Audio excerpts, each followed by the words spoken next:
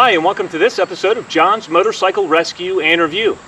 In this introductory video, I'm going to be talking about Suzuki's 1981 GS550T. And the T model fit kind of in Suzuki's lineup. They had the GS550L Cruiser, and they had the GS550E, which was more of a sports standard.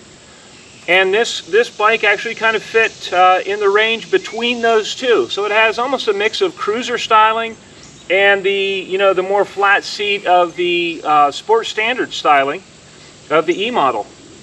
But the GS550T sports a single front disc brake. It has the same engine. It's a 550cc 4-cylinder inline 4 air cooled, and it has 8 valves. It's 2 valves per cylinder.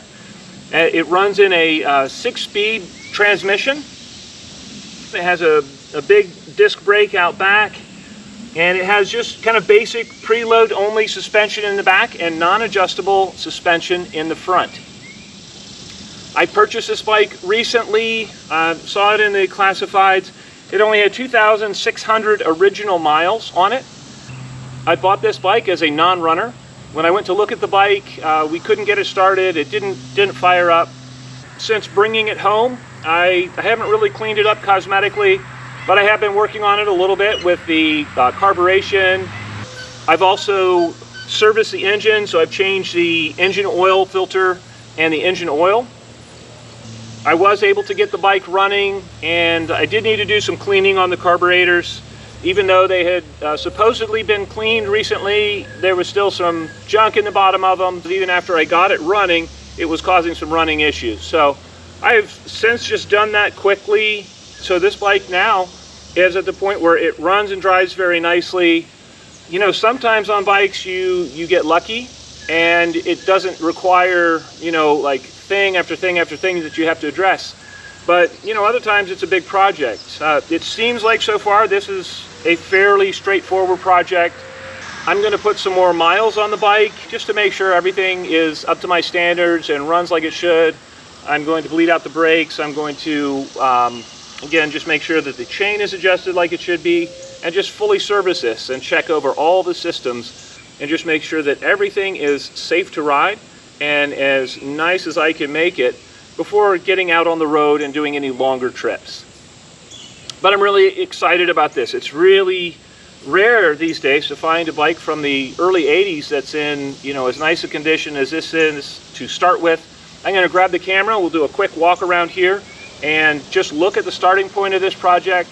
As I said, I really haven't done anything cosmetically to it. I haven't even washed the bike. So we'll take a look and see what we've got. Okay, starting up front, the front tire actually is decent. It's relatively new. It's an IRC tire. This bike has the single disc brake, as you can see. I have ridden it at this point about 30 miles. No fork oil residue, so that's great. My little sticker here is coming up on the one side, so I'm going to have to kind of address that a little bit. But the T model, instead of having chrome fenders, front and back, it has actually painted fenders, so it's black with the gold pinstripe. We'll look up further here. The chrome on the bike actually looks really good. It's a little dusty, but it'll clean up very nicely. Let me come down here for a second. Some of these bolts are rusty on the surface, so they need to be addressed and cleaned. A couple of these exhaust pipes have a little bit of bluing on there. I'll do what I can to remove most of that. But the exhaust system really is, and most of the cosmetics on this bike are in very, very nice condition for the year. It isn't perfect. You have some places where there's got corrosion underneath the clear coat. And, as a daily driver, that stuff doesn't bother me a whole lot. But if you wanted to make this bike just, showroom perfect, you could certainly address some things on the cosmetic. Instrumentation on this bike is fairly comprehensive. It has the speedometer and the laughable speedometer. It only goes up to 85. You can see the original mileage here. It's 2,695 at this point. It does have a gear indicator, all your warning lights here, and a big tack. Notably missing from some of the other Suzuki models, this one does not have a gas gauge, but I think it's just because it's a kind of cost-efficient model in the lineup. The paint on this bike is very, very nice. Again, it's not 100% perfect, but it is a great starting point. It's got just a very small, about a nickel-sized little dent there, but no rips or tears in the seat, no major scratches, dents, or dings.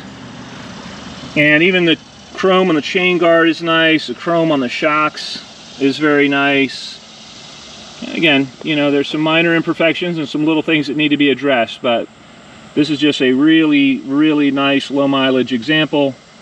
And, you know, I'm going to make it even nicer than I got it. It still has the tire pressure sticker on the back fender. The seat is, again, even on this side, everything is super nice. It's got the stock grab bar. Really, this is a 100% stock motorcycle. It's got the stock mirrors. You know, even the reflectors are stock. And one more thing about the gas tank, it is rust-free and clean inside, which is just great. That's something I always look for in the vintage motorcycles. This is a cold start here.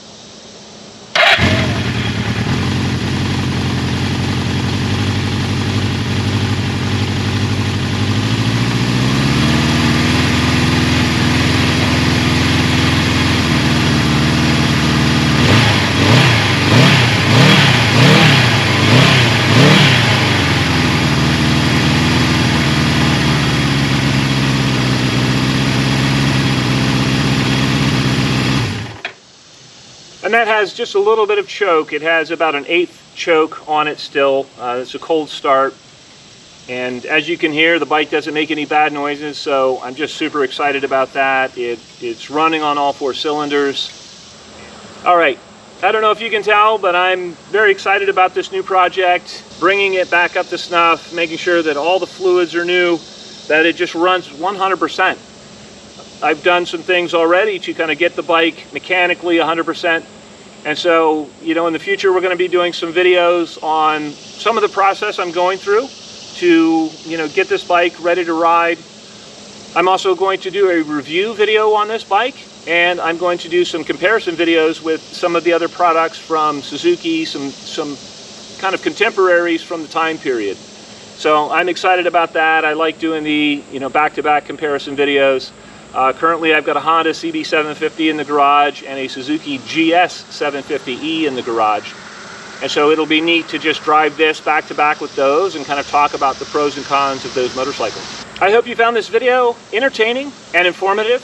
And until next time, enjoy the ride.